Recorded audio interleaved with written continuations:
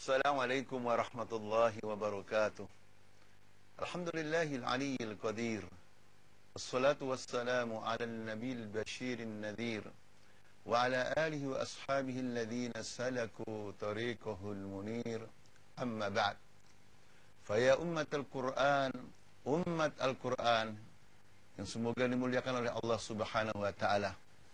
Kita bertemu kembali atas izin Allah Subhanahu wa ta'ala dalam rangka bermuayashah, berinteraksi dengan ayat-ayat Al-Quran. Al-Quran yang merupakan minhajul hayah, pedoman kehidupan kita, yang mengantarkan kebahagiaan kita di dunia dan di akhirat, insyaAllah. Saudara yang saya cintai karena Allah Subhanahu wa ta'ala, dalam acara ini kita akan mengangkat tema Daurul Mar'ati fi Tarkiyatil Matanah Al-Ailiyah. Dalam tafsir kehidupan ini kita akan mengangkat tema Qur'ani yang berjudul Daurul Mar'ah, peran perempuan fi Tarkiyatil Matanatil Ailiyah, dalam meningkatkan kekokohan atau ketahanan keluarga. Saudaraku yang saya cintai karena Allah Subhanahu wa ta'ala, tema ini, wahai saudara sekalian, adalah tema yang sangat penting. Kenapa ya ibadah? Tema ini adalah tema yang sangat penting. Pertama ya ibadallah, adalah tema ini adalah tema Qur'ani. Tema yang sering disebut oleh Al-Quranul Karim tentang keluarga, tentang perempuan, dan ini bisa kita lihat pertama bagaimana ihtimamul Islam bil mar'ati, kepedulian Islam terhadap perempuan. Ini bisa kita lihat bagaimana kondisi makhluk Allah yang bernama perempuan qablal Islam, sebelum Islam. Perempuan laki matalaha, perempuan tidak ada harganya ya ibadallah. Padahal dia adalah makhluk Allah sama dengan laki-laki. Dari mana kita tahu tidak ada harganya? Di antaranya adalah la tarithu la tarithu bal turas. Perempuan di zaman sebelum Islam tidak bisa mewarisi, tidak bisa menjadi ahli waris. Bahkan perempuan diwarisi. Jadi seolah perempuan kal bidha'ah, seperti barang. Di zaman jahiliyah dulu, hafizakumullah, ketika seseorang meninggal dunia, kemudian meninggalkan istri, maka istri-istri itu bisa diwarisi oleh anak-anaknya. Na'udzubillah min dzalik. Kalau anak tidak menginginkan, ditaruh di depan pintu siapapun yang mengambil. Menggambarkan betapa hinanya perempuan sebelum datangnya Islam, hafizakumullah. Al-mar'ah madlumah terzalimi. Bagaimana mungkin mendapat keadilan ketika seorang laki-laki mempunyai perempuan sampai 10.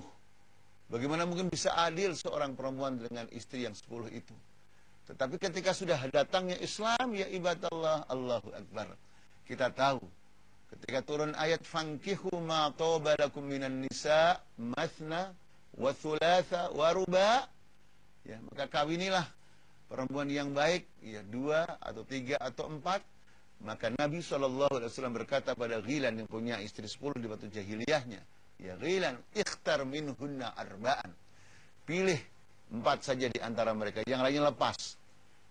Inilah perempuan, di saat sebelum terjadinya atau sebelum turunnya Islam di muka bumi ini, ya ibadallah. Saudaraku yang saya cintai karena Allah, itu sebelum Islam. Nah, bagaimana setelah turunnya Al-Quranul Karim, wahai saudaraku sekalian, Allahu Akbar, perempuan sangat dimanjakan, sangat dimuliakan oleh Al-Quranul Karim. Ini bisa kita lihat sederhana saja ya ibadallah, betapa perhatiannya Al-Quran terhadap perempuan. Sampai-sampai ada surat namanya surat An-Nisa, surat tentang An-Nisa, tentang perempuan-perempuan. Allahu Akbar, menggambarkan betapa pentingnya perempuan. Jadi kalau sesuatu dijadikan nama untuk sebuah surat, itu menunjukkan li ahamiyatihi, karena pentingnya, karena urgensinya. Allahu Akbar. Atau juga namanya bukan An-Nisa, hafizakumullah, tetapi juga di situ kaitannya dengan perempuan, seperti surat Al-Mujadilah. Ya. Al-Mumtahanah, orang yang lagi diuji. Allahu Akbar. Tidak ada surat Ar-Rijal, tidak ada. Yang ada surat An-Nisa. Masya Allah. Ini menggambarkan betapa Al-Quran sangat peduli dengan perempuan, ya ibadallah. Kemudian dilihat dari sunnah nabawiyah. Kita ingat bagaimana ketika seorang sahabat bertanya pada Rasulullah sallallahu alaihi wasallam, "Ya Rasulullah, man ahaqqu bisuhbati?" Siapa orang yang paling berhak untuk kita temani, untuk kita muliakan, ya, untuk kita khidmai, kita layani? Nabi sallallahu alaihi wasallam mengatakan, "Ummuka," ibu kamu. Sahabat bertanya, "Thumma man ya Rasulullah?" Kemudian siapa lagi? Qala, Nabi tetap menjawab, "Ummuka." Ya, ibu kamu, sampai 3 kali. Ummuka 3 kali. Baru thumma abuka. Kemudian bapak kamu. Ini menggambarkan bahwasanya kedudukan seorang perempuan, kedudukan seorang ibu kita semua, ya ibadallah, ya, adalah 3:1. Ini tidak ada kecuali dalam Islam, ya ibadallah. Tidak ada kecuali dalam Al-Quran dan As-Sunnah. Hafidhakumullah. Nah, oleh karena itu, tema tentang daurul mar'ah, peran perempuan dalam meningkatkan ketahanan, ya, keluarga ini sangat penting. Mengingat apa, ya ibadallah? Mengingat, ya, kondisi keluarga di zaman sekarang. Yang kita tahu semua, hafidhakumullah, bahwasanya, ya, waqi'ul usrah al-yaum, realitas keluarga umat manusia sekarang tidak semuanya suasananya, tidak semuanya keadaannya dalam ridho Allah Subhanahu wa taala.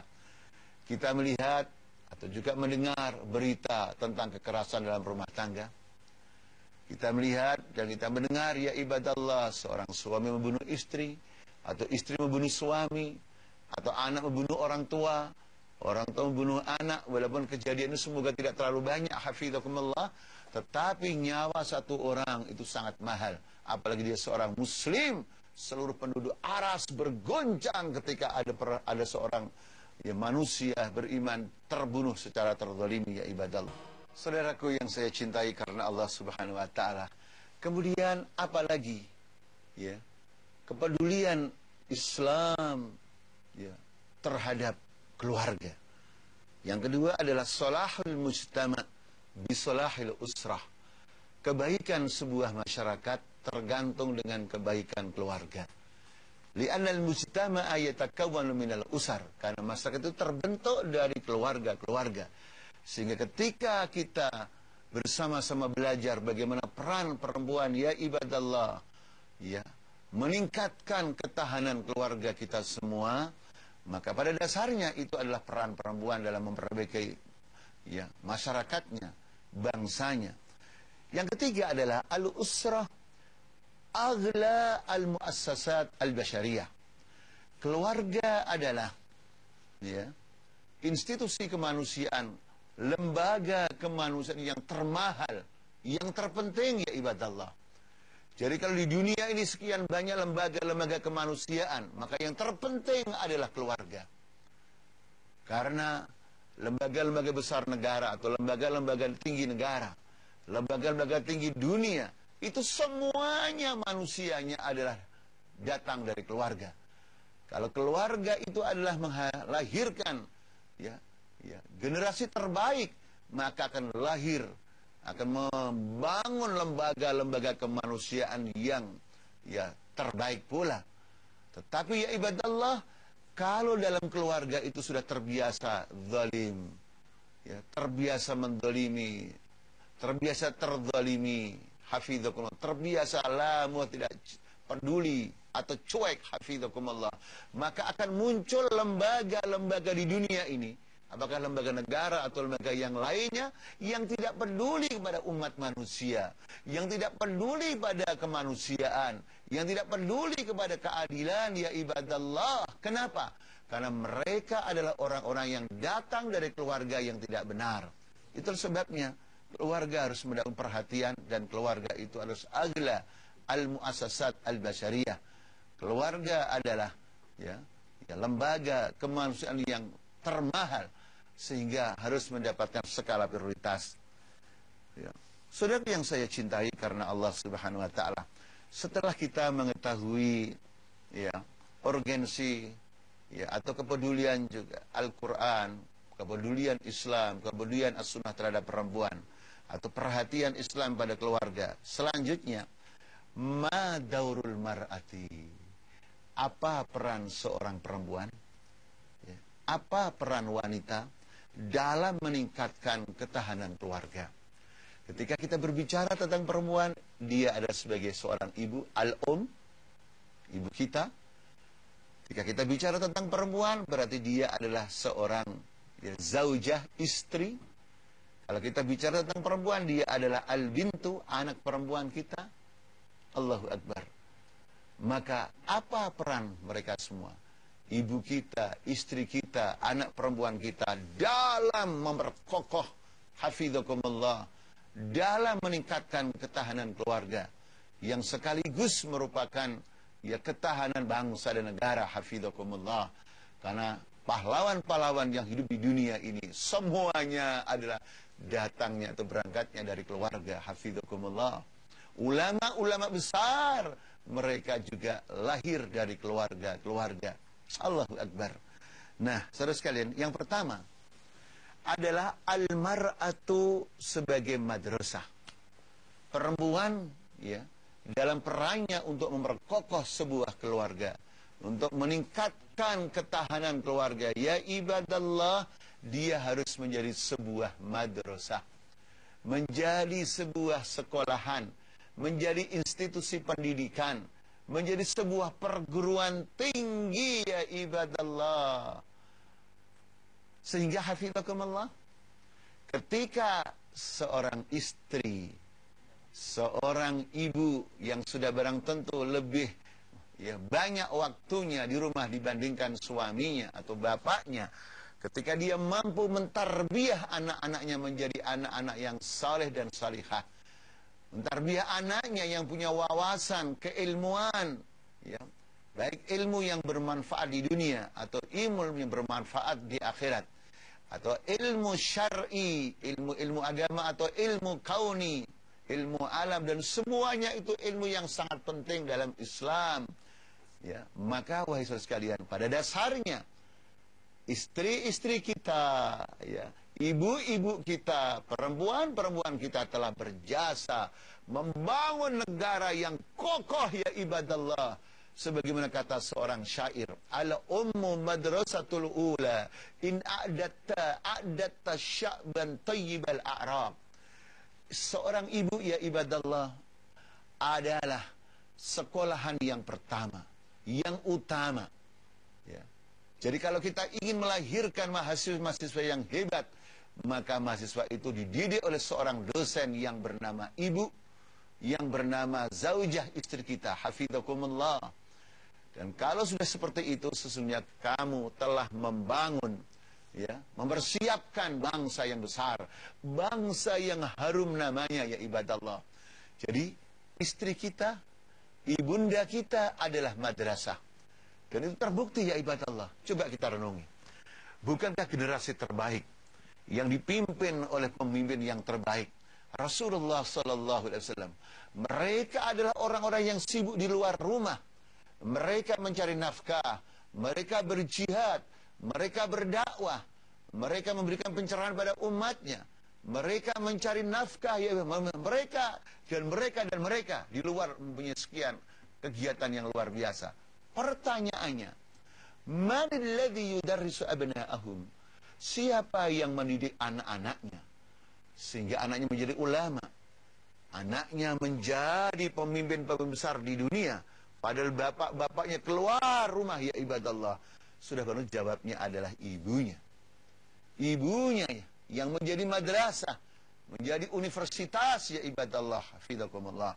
Nah, oleh karena itu hafidzakumullah, saudara sekalian, seorang istri atau perempuan, baik dia seorang istri atau anak perempuan atau seorang ibu, maka dia harus benar-benar menjadi madrasah, hafidzakumullah. Yang kedua adalah istri, ya, berperan dalam meningkatkan kualitas, ya, dan ketahanan rumah tangga adalah sahibatuz zauj.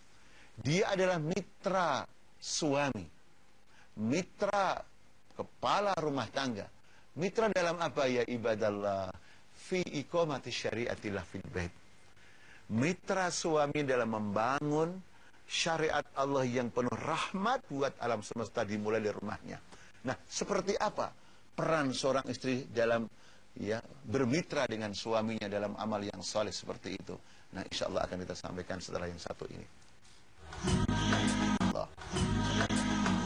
Saudaraku yang saya cintai karena Allah, memang al-usrah kasyarikah, keluarga itu seperti sebuah perusahaan. Laha mudiruha, namanya perusahaan harus ada mudirnya, harus ada pemimpinnya, ada direkturnya. Man, siapa mitra direktur itu? Dia adalah az-zawjah, istri. Makanya saudara sekalian, ketika pembagian tugas sedemikian rupa, itu bukan berarti bahwa istri keutamanya di bawah suami. La. Ketika seorang istri mampu menjalankan roda kemitraannya dalam membangun syariat Allah yang penuh rahmat dalam rumah tangganya, maka istri adalah hamba Allah yang tidak bisa dipandang sebelah mata. Mempunyai peran yang besar ya ibadah Allah. Sampai-sampai dalam surat An-Nisa ayat 34, redaksinya itu seolah-olah suami istri sama-sama mempunyai peran yang besar, walaupun suami memang harus punya nilai lebih. Sehingga redaksinya tidak mengatakan bitafdilihim alaihinna, disebabkan Allah melebihkan laki-laki daripada perempuan, lah, tapi sama-sama pakai mudzakkar, sama-sama menggunakan ba'dahum ala ba'. Allahu Akbar. Ini bisa kita lihat dalam surat An-Nisa ayat 34 yang berbicara tentang manajerial sebuah rumah tangga yang berkualitas. A'udzubillahi minasyaitonir rajim. Ar-rijalu qawwamuna 'alan nisa'i bima faddalallahu ba'dahum 'ala ba'din wa bima anfaqu min amwalihim. Ar-rijalu qawwamuna 'alan nisa'. Rijal, laki-laki atau suami itu harus qawwamuna 'alan nisa', memimpin, mengayomi, mentarbiyah, mendidik istri-istrinya. Ini menggambarkan bahwasanya istri meskipun di bawah kepemimpinan suami, tapi dauruha, perannya tidak bisa dipandang kecil ya ibadah Allah. Saudara yang saya cintai, yang ketiga adalah istri sebagaimana dicontohkan oleh ibunda kita semua, ummahatul mukminin, adalah namudaj hayy. Masya Allah, bentuk ideal yang hidup dinamis, potret sebuah keindahan daripada hamba-hamba Allah yang lebih memilih kebahagiaan akhirat daripada kesenangan dunia. Bukan berarti Nabi tidak mampu sallallahu alaihi wasallam. Nabi mampu untuk memberikan kesenangan pada istri-istrinya. Nabi sallallahu alaihi wasallam ketika menang dalam perang berhak mendapatkan ghanimah ya ibadallah. Tetapi namanya sebuah keluarga adalah pilihan. Memilih sebatas dunia atau memilih Allah, Rasul, dan akhirat. Dan ternyata istri yang menjadi orang terbaik di dalam membangun rumah tangganya, menjadi contoh istri-istri yang lain, wanita-wanita yang lain dalam meningkatkan ketahanan rumah tangganya. Dan tidak ada rumah tangga yang lebih tahan daripada rumah tangga Nabi sallallahu alaihi wasallam. Mereka memilih akhirat. Ini bisa kita lihat dalam surat Al-Ahzab ayat 28 sampai 29. A'udzubillahi minasyaitonir rajim. Ya ayyuhan nabiyyu qul li azwajika in kuntunna turidnal hayatad dunya wa zinataha fata'alayna umatti'kunna wa usarrihkunna sarahan jamila. وإن كنتن تردن الله ورسوله والدار الآخرة